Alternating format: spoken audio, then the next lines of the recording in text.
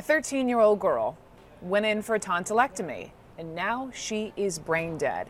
And after her grieving family has now come out, they are fighting for her life, trying, they say, to keep the hospital from taking her off life support. All these people right here got the same belief that we all have, that she can still wake up. Don't pull the plug! Don't pull the plug! Loved ones of Jahai McMath have been protested against Oakland Children's Hospital. Right now, they're waiting on test results to see if the 8th grader has any brain activity, proof to the hospital that doctors should not remove the ventilator. As they wait, the family has also presented the hospital with a court order to stop doctors from removing Jahai's life support.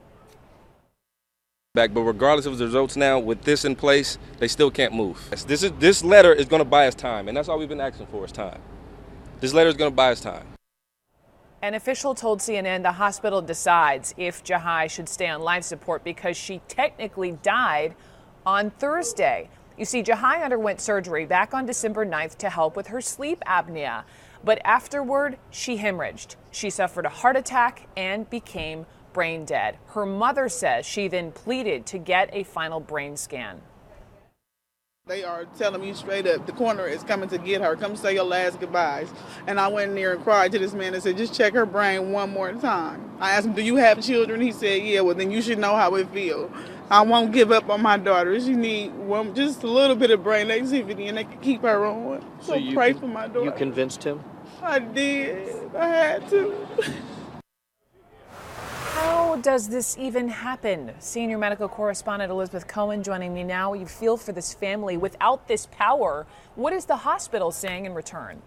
The hospital issued a statement, Brooke, and so let me read part of it. What they said is, as whenever we see a medical or surgical complication, we are reviewing her case very closely. Our hearts go out to her family, and we want to support them during this extremely difficult time.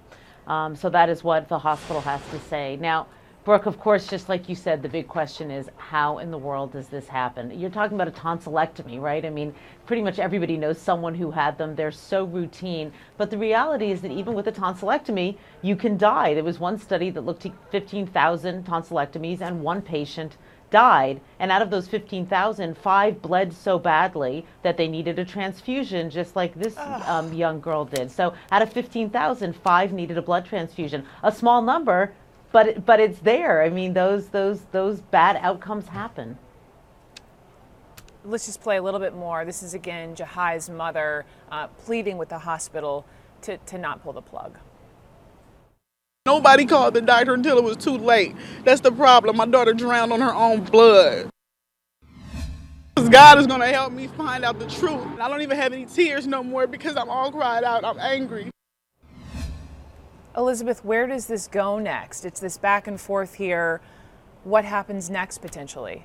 You know, this is where lawyers get involved, and it can get very messy and very ugly, and it can go on for quite a while. The way that this usually works is when there's no brain activity, when you have so-called brain death, the patient is dead, and that's usually where that story ends. And when I asked a doctor once, especially with children, don't you have parents who beg you not to, pull the plug, so to speak? And they say yes, but when we talk to them after a couple of days, they begin to understand what's going on, that this child is no longer alive. But every so often you do get a case like this where the doctors and the parents just aren't going to see eye to eye. And in the holiday season, I wish this family peace right now. So Elizabeth painful. Cohen, thank you very much. Thanks.